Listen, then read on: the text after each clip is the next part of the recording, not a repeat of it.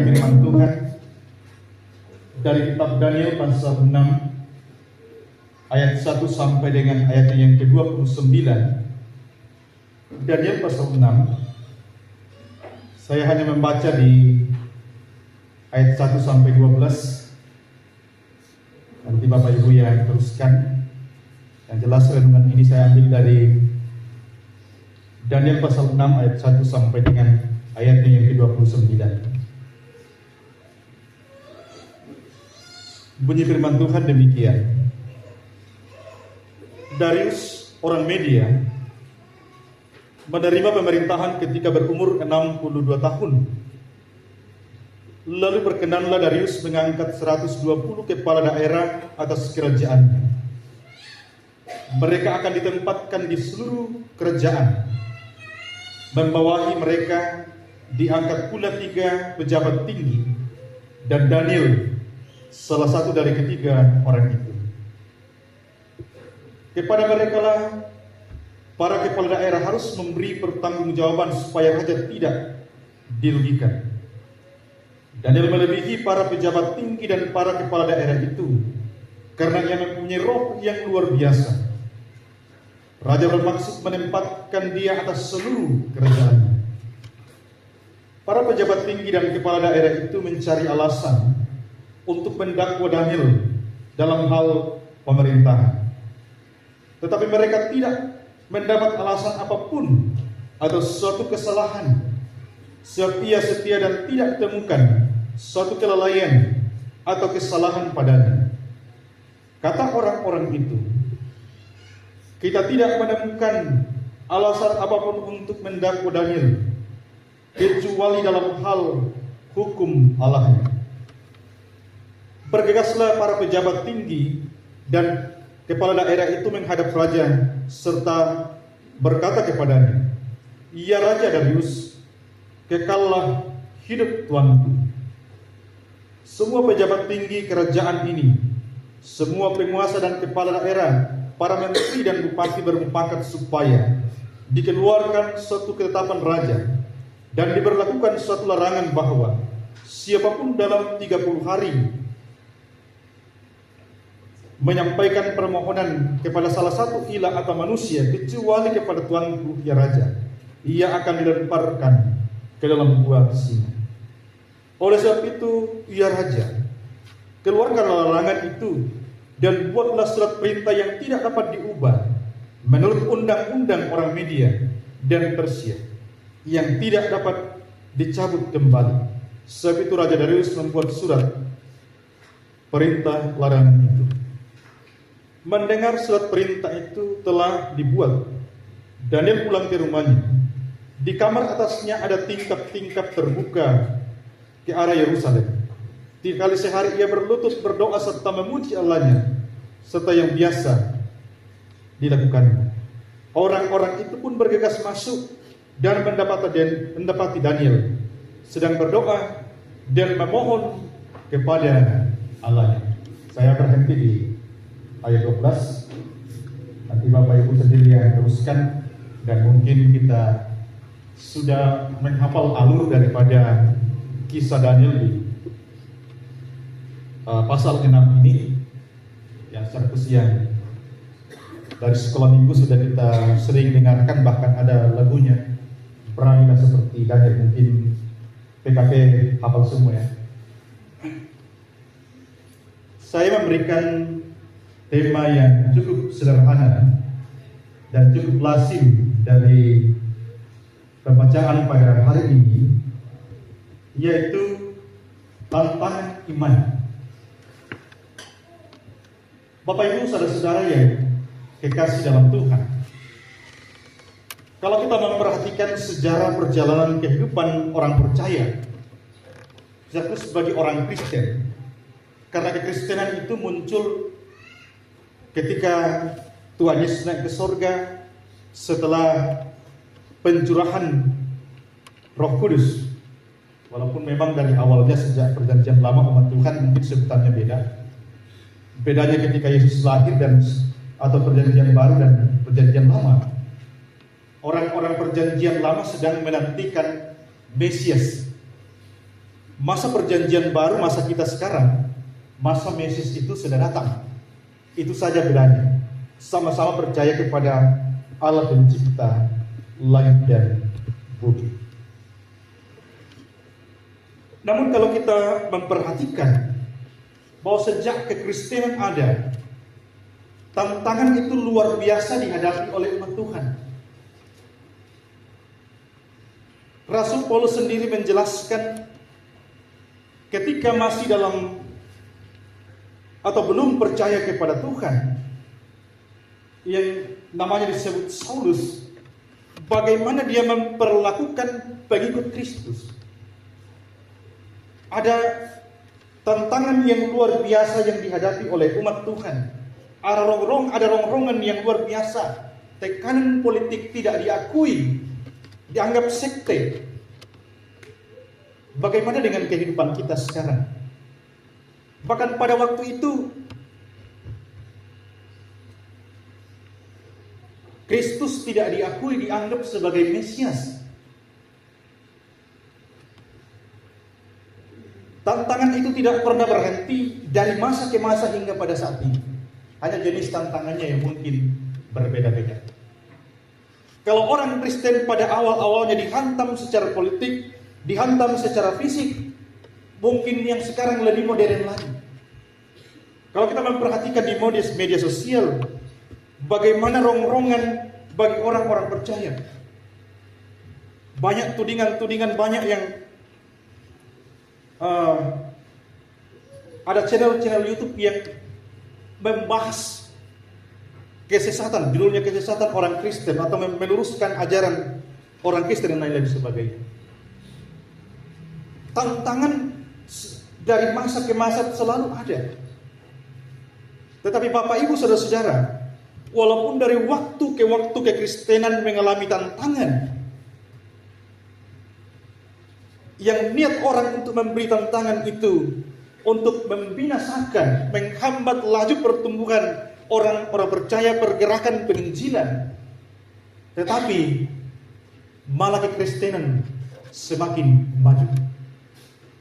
Luar biasa pertolongan Tuhan, kasih karunia Tuhan yang selalu kita nikmati dari waktu ke waktu. Banyak saudara-saudara seiman kita di negara kita yang mengalami persekusi, intimidasi, tempat ibadahnya dilarang, dirobohkan, mereka dilarang beribadah, dan banyak hal yang kita hadapi dalam hidup ini. Dalam konteks pembacaan kita pada hari ini tentang kisah Daniel yang berada di Babel pada waktu itu dalam penawanan. Daniel termasuk orang yang cerdas dari keturunan bangsawan yang awalnya ditawan oleh Nebukadnezar, dibawa ke Babel. Dan dalam masa itu, dalam pembacaan kita hari ini, seorang media, yaitu Darius, menerima pemerintahan ketika berumur 22 tahun. Mengangkat Darius sebagai orang yang sangat penting, menempati posisi yang penting di kerajaan Babel pada waktu itu. Dikatakan bahwa 3 orang menempati jabatan yang kedua dari seorang raja, membawahi para pejabat-pejabat tinggi, kepala-kepala daerah. Sekaligus menjadi satu hal yang luar biasa bagi seorang Daniel, tetapi juga memiliki tantangan yang luar biasa. Dapat kita baca dalam pembacaan kita hari ini, bagaimana tantangan yang dihadapi seorang Daniel yang hidup memuliakan, mengagungkan Tuhan, hidup menurut hukum-hukum Allah, dan tidak satupun dari hukum-hukum Allah yang diabaikan dalam hidup. Suatu kegembiraan, tetapi suatu tantangan juga bagi seorang Daniel. Tapi itu saya akan menjelaskan teks pembacaan kita hari ini dalam 3 bagian. Yang pertama, jenis tantangan iman yang dihadapi oleh Daniel, nilai dari tantangan itu, dan yang ketiga, bagaimana menghadapi tantangan iman dalam diri kita sebagai orang percaya. Yang pertama, jadi tantangan yang dihadapi oleh Daniel. Kalau kita melihat dari ayat 1 dan sampai ayat 5, Daniel ini memiliki kepribadian seorang yang memiliki integritas diri yang tinggi. Ya, tentu kita paham apa itu integritas. Satunya perkataan dan perbuatan. Lawan kata dari integritas itu kemunafikan. Bedanya di dalam, lain di dalam, lain di luar. Dan kalau integritas, apa yang di dalam, itu yang keluar.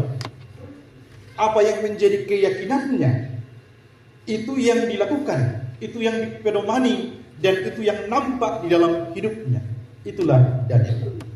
Sekalipun dia berada di daerah, di wilayah yang bukan kerajaan Israel yang menyembah Tuhan, memuliakan nama Allah, Daniel konsisten untuk selalu mengagungkan nama Tuhan. Dia tetap memelihara integritas dirinya, bahwa dia adalah orang Kristen. Keimanan kita sebagai orang-orang percaya sangat identik dengan integritas diri. Orang yang beriman, orang yang sungguh-sungguh percaya, orang yang meyakini kebenaran firman Tuhan dengan sungguh-sungguh, pasti akan menularkan, pasti akan tertular, pasti akan mempengaruhi pikiran dan tindakannya dalam seluruh hidupnya. Bukankah itu memiliki kesamaan dengan integritas?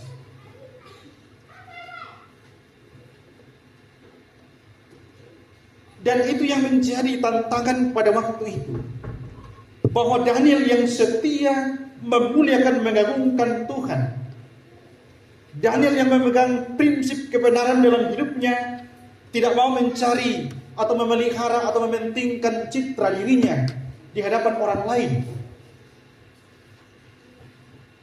mendapat rongrongan dari orang-orang yang memiliki iri hati terhadap Daniel, kepala-kepala daerah dan pejabat-pejabat yang lain. Dia seorang tawanan, mengapa memiliki posisi yang tinggi. Maka dicari-carilah cara untuk menjatuhkan Daniel ini. Kita bandingkan dengan Darius pada waktu itu. Apakah Darius memiliki integritas diri? Saya yakin tidak. Karena pada waktu itu Darius sesungguhnya sangat menyayangi Daniel, mengasihi Daniel, bahkan hendak mengangkat Daniel menjadi kepala atas seluruh kerajaannya, karena melihat kemampuan dan potensi pada Daniel. Tetapi ketika raja mendapatkan atau diperdaya oleh pejabat-pejabat lain dan membuat aturan yang tidak tahu apa tujuan aturan itu dibuat, maka Darius tidak dapat mengambil sikap ketika mengancam Daniel. Sebetulnya seorang raja bisa mengubah aturan kapanpun. Beda dengan kita di Indonesia, kalau ada undang-undang yang sudah ditetapkan oleh DPR, akan mengalami kesusahan untuk diubah. Harus melalui pengujian ke MK, baru bisa dibatalkan kalau disetujui oleh MK. Seorang raja bisa mengambil keputusan kapanpun, dimanapun. Tetapi Raja Darius lebih memilih memelihara nama baiknya, citra dirinya di hadapan pejabat-pejabat yang lain.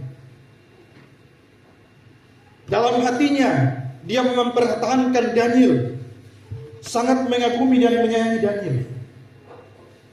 Tetapi karena menyangkut nama baik dan citra dirinya di hadapan bangsa itu, di hadapan pejabat-pejabat lain, terpaksa dia melakukan sesuatu yang bertentangan dengan hati. Banyak dalam hidup kita jumpai ada pejabat-pejabat, bahkan kita masyarakat umum juga sering lebih mementingkan memelihara citra diri, memelihara nama baik kita di hadapan orang lain, ketimbang melakukan apa yang menjadi prinsip kebenaran firman Tuhan di dalam kehidupan kita bersama-sama. Dalam satu buku yang ditulis oleh Benny Solihin, 7 langkah menyusun khotbah yang efektif, ada satu bagian dia mengambil atau ilustrasi. Katanya, ada satu gereja yang mengadakan pemilihan majelis gereja. Terpilihlah 9 penatua dan diaken. Ketika sudah terpilih 9 penatua dan diaken, maka langkah selanjutnya akan memilih siapa ketua majelisnya. Ya, kalau baik memang tidak dipilih ketua majelis, langsung tentukan gereja-gereja lain pilih. Mereka berembuk bagaimana teknis pelaksanaannya.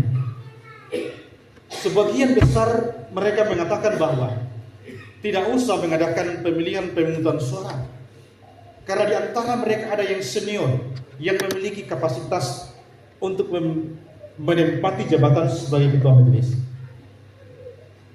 Setelah disampaikan kepadanya, tidak usah kita memilih bapak saja yang kita angkat sebagai ketua majelis.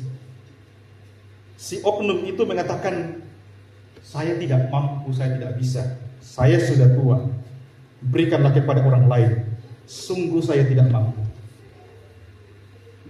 Walaupun didesak oleh ke-8 teman yang terpilih pada waktu itu, yang majelis yang senior ini tetap tidak mau dipilih sebagai ketua majelis. Akhirnya langkah terakhir yang diambil adalah pemungutan suara. Masing-masing memilih satu nama, lalu dikumpulkanlah suara untuk dihitung. 1, 2, 3, 4, 5, 6. Memang nama orang tua ini yang terpilih. Banyak yang mengatakan tidak usah diteruskan, pasti bapak ini yang menang. Ada yang mengatakan bapak ini mengatakan hitung saja. Ada juga yang mengatakan hitung saja, palingan satu saja yang tidak memilih bapak. Maka diteruskanlah penghitungan suara itu sampai suara yang ke-9 dibuka, ternyata semua memilih bapak.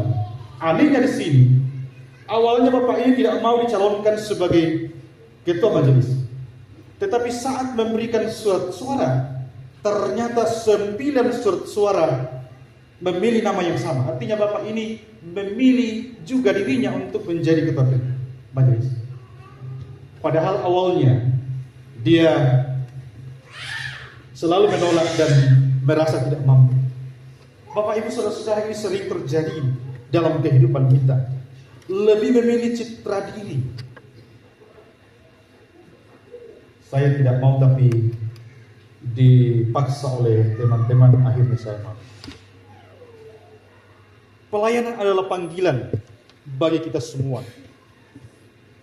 Kalau Tuhan menghendaki dan Tuhan menaruh niat untuk melayani dalam hidup ini, walaupun berat, walaupun tantangannya besar, mari kita jujur mengakui di hadapan Allah untuk mau melayani Tuhan, apapun yang Tuhan percayakan bagi kita. Jangan di luar kita menolak, tetapi sesungguhnya kita menginginkan hal itu. Integritas adalah sesuatu yang penting dalam hidup kita sebagai orang percaya. Tetapi juga integritas diri juga merupakan tantangan iman dalam hidup kita. Karena memilih untuk memelihara integritas diri, artinya juga kita akan menghadapi banyak lawan dalam hidup kita. Sama seperti Daniel pada waktu itu. Dia memilih menjadi seorang yang jujur, seorang yang terhormat, seorang yang memegang prinsip kebenaran Tuhan. Tetapi merupakan juga celah bagi orang lain untuk menjatuhkan Daniel dalam hidupnya. Yang jelas bahwa banyak tantangan yang kita hadapi, tetapi jangan pernah mundur dalam hidup ini. Tuhan bersama-sama dengan kita. Yang kedua, jenis tantangan yang kedua ialah tantangan terhadap kesetiaan dalam ibadah. Jadi saya hanya bicara dengan konteks pembacaan kita hari ini. Tentu banyak tantangan, tapi waktu membatasi kita. Ketika ditahu atau Daniel memahami bahwa salah satu hal yang menyulitkan dia ketika aturan itu muncul, tidak boleh menyembah Tuhan. Hanya boleh mengajukan permohonan kepada raja, tidak boleh kepada ilah lain atau Allah lain. Merupakan satu tantangan besar bagi Daniel yang setia berdoa, yang setia menyembah, memuliakan nama Tuhan. Lalu apa yang diputuskan oleh Daniel? Walaupun tantangan berat diperhadapkannya dalam soal ibadahnya, dia tidak mau takluk, dia tidak mau mundur. Dia tetap menggunakan waktunya untuk memuliakan, mengagungkan nama Tuhan. Tantangan kita dalam ibadah, dalam soal penyembahan yang kita hadapi setiap saat, ada dua, secara eksternal dan internal. Kalau secara internal, saya kira Daniel sudah lolos. Walaupun dia sibuk bekerja, dia tetap menyempatkan diri dan tidak mau melewatkan saat-saat ibadahnya kepada Tuhan. Dia setia beribadah kepada Tuhan walaupun tantangannya berat. Secara eksternal, secara eksternal, Daniel cukup menghadapi tantangan dari luar. Ada suatu undang-undang atau aturan yang dibuat untuk melarangnya beribadah kepada Tuhan. Tidak diberikan waktu untuk beribadah kepada Tuhan. Tetapi Daniel mampu menghadapi tantangan itu. Lalu apa yang menjadi tantangan kita dalam kehidupan kita sebagai orang percaya? Secara internal, yang banyak terjadi dalam hidup kita sebagai anak-anak Tuhan, tentu mungkin kesibukan dan pekerjaan yang kita hadapi setiap hari. Di mana-mana saya mendapati tantangan utama dalam ketekunan kita menetapkan waktu-waktu beribadah adalah kesibukan umat Tuhan. Kita lihat tadi Daniel sangat sibuk, memiliki jabatan yang tinggi, tentu banyak pekerjaan yang harus diselesaikan. Tetapi inilah yang juga yang terjadi dalam hidup kita sebagai orang percaya. Kita dituntut oleh pekerjaan kita untuk bekerja secara maksimal. Sampai-sampai saat-saat ibadah kita kadang kita gunakan juga untuk melaksanakan pekerjaan kita. Kalau kita memperhatikan dalam Kejadian, Tuhan sudah mengatur hidup kita sebenarnya. 6 hari untuk bekerja dan 1 hari harus berhenti. Itulah kondisi manusia sebetulnya. Allah sudah menciptakannya demikian. Harus ada waktu untuk merefresh tenaga kita dan pikiran kita dan mental kita. Itulah hari Minggu bagi kita dalam konteks kita sekarang. Tubuh ini tidak bisa dipaksa untuk bekerja terus-menerus. Pikiran juga tidak bisa dipaksa untuk bekerja terus-menerus. Harus ada waktu, 1 hari. Ada kesempatan untuk merefresh tubuh kita agar sehat, kuat kembali, melanjutkan tanggung jawab pekerjaan. Ada 1 waktu kesempatan dalam 1 minggu untuk merefresh pikiran kita, mental kita melalui ibadah kepada Tuhan. Dan itu yang kita lakukan di tempat ini pada hari ini. Banyak tantangan yang kita hadapi. Tergantung dari sikap kita. Semakin kita menitik beratkan hidup kita pada pekerjaan kita, pada target-target pekerjaan kita, maka semakin mengikis peluang kita, kesempatan kita untuk mau setia beribadah kepada Tuhan. Pilihan ada pada kita semua. Mana yang kita dahulukan dalam hidup ini. Contoh yang kita lihat kepada Daniel, walaupun kesempatannya, walaupun peluangnya dihimpit oleh kesibukan, dihimpit oleh aturan yang dikeluarkan pada waktu itu, dia tetap memilih beribadah kepada Tuhan. Yang ketiga, jenis tantangan itu adalah tantangan terhadap keberanian. Ancaman Daniel tidak main-main. Kalau dia kedapatan mengadakan permohonan ibadah atau doa kepada Allah lain atau orang lain di luar dari raja, ancamannya ialah hukuman mati, dibuang ke dalam kandang singa. Keberanian yang dimiliki Daniel sejak awalnya diperhadapkan kepada tantangan besar pada waktu itu. Apakah Daniel akan takut dan gentar terhadap tantangan besar yang dihadapinya? Keberaniannya diuji pada waktu itu. Ternyata Daniel yang seorang berani, walaupun menghadapi tantangan yang besar, dia tetap memilih memuji memuliakan Tuhan, sekalipun dia betul-betul dilemparkan ke kandang singa pada waktu itu. Beranilah seperti Daniel, sekalipun menghadapi tantangan yang berat dalam hidup ini. Dan banyak tantangan sebetulnya yang masih kita bisa pelajari. Saya membatasi dalam 3 hal. Yang kedua, apa nilai hasil dari tantangan iman yang kita hadapi dalam hidup ini?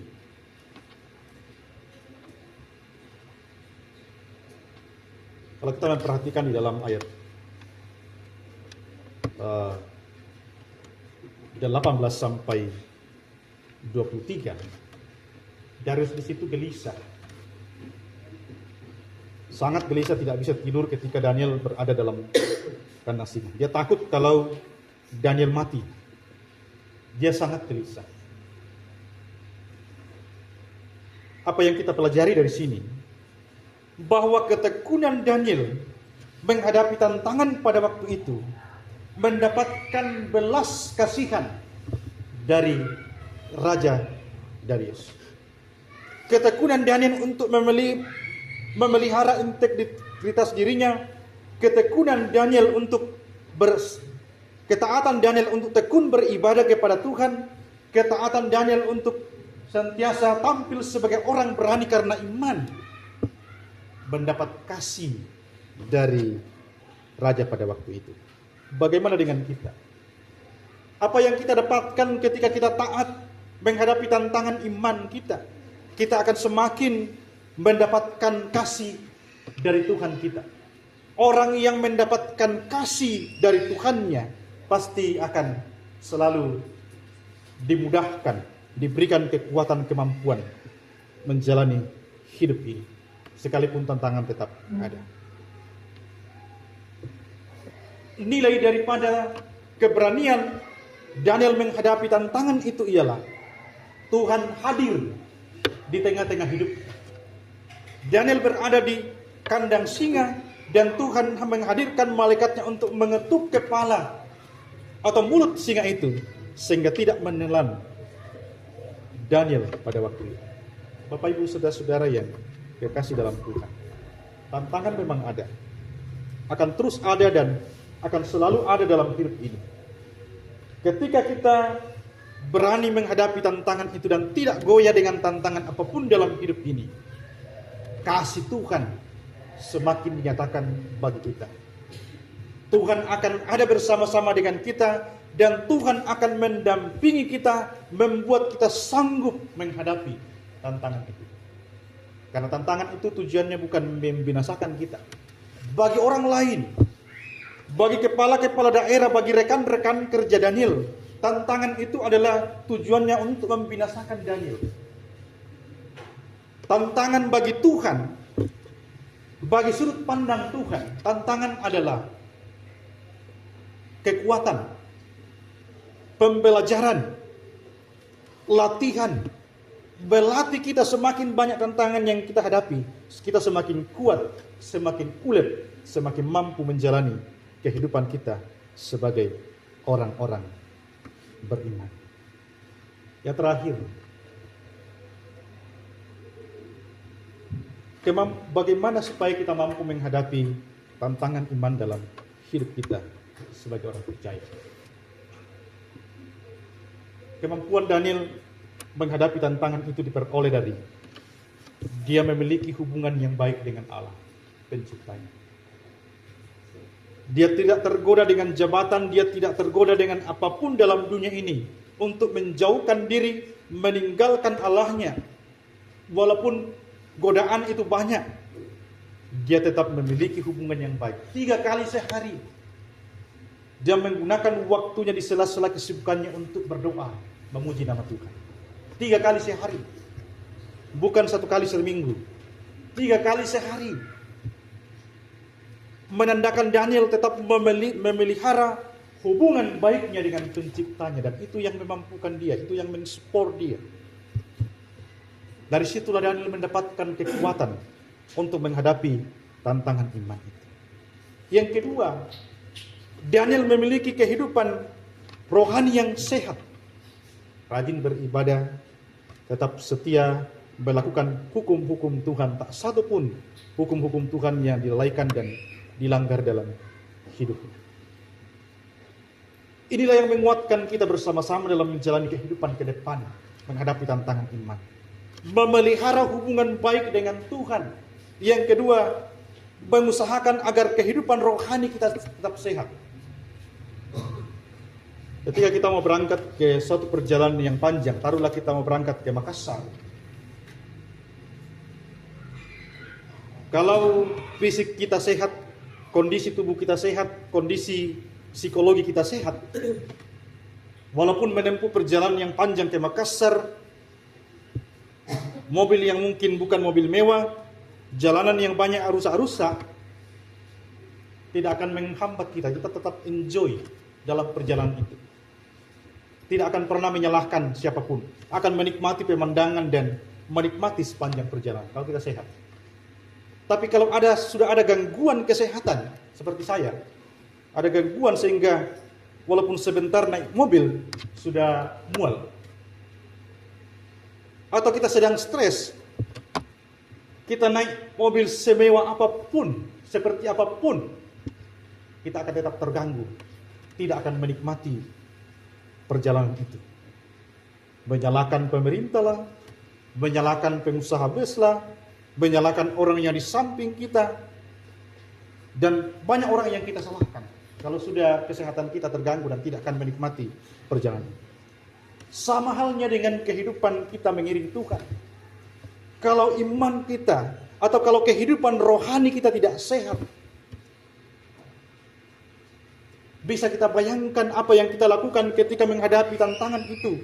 Kita akan terus menyalahkan orang lain, menyalahkan hamba Tuhan, menyalahkan majelis, menyalahkan pengurus, dan lain-lain sebagainya yang kita salahkan. Kalau kehidupan rohani kita sudah terganggu. Tantangan yang sedikit mungkin belum sebesar Daniel, baru sedikit kita sudah menyerah, mengomel. Baru tantangan kecil kita sudah mengomel, ngambek, dan lain-lain sebagainya. Apa yang menyebabkan mungkin kehidupan rohani kita terganggu? Kesehatan rohani kita terganggu. Beda halnya ketika kita memiliki kesehatan rohani. Sama seperti Daniel pada waktu itu, tantangan apapun, persoalan apapun, kesulitan apapun, hambatan apapun yang dihadapi, dia tetap enjoy menjalani hidup ini. Sama halnya kalau kita beribadah. Mungkin persoalan mic saja, persoalan pemain musik saja, dan lain-lain seperti persoalan penampilan MC saja. Kita sudah terganggu dalam ibadah, mengomel, dan lain-lain sebagainya. Kalau kehidupan rohani kita terganggu, banyak hal. Maka sebab itu Bapak Ibu Saudara-saudara, tetaplah pelihara kehidupan rohani kita agar sehat. Karena ketika kehidupan rohani kita sehat, maka kita akan enjoy menjalani hidup ini. Sekalipun kita menghadapi tantangan, sakit, penyakit, hambatan-hambatan lain dalam hidup ini, tidak akan menghalangi kita. Karena kehidupan rohani kita sehat di hadapan Tuhan. Kiranya kita semua yang hadir pada saat ini sungguh-sungguh mampu dan memelihara hidup kita seperti Daniel, agar kita mampu menjalani tantangan hidup, tantangan iman dalam hidup kita, baik menyangkut integritas diri kita, kesetiaan kita dalam ibadah, keberanian kita melakukan kebenaran, bahkan banyak hal yang kita pelajari hari ini kiranya menjadi bagian kita sehingga kita mampu menjalani hidup kita dengan sebaik-baiknya mengiring Tuhan, sekalipun tantangannya berat. Kiranya firman Tuhan menjadi berkat bagi kita semua.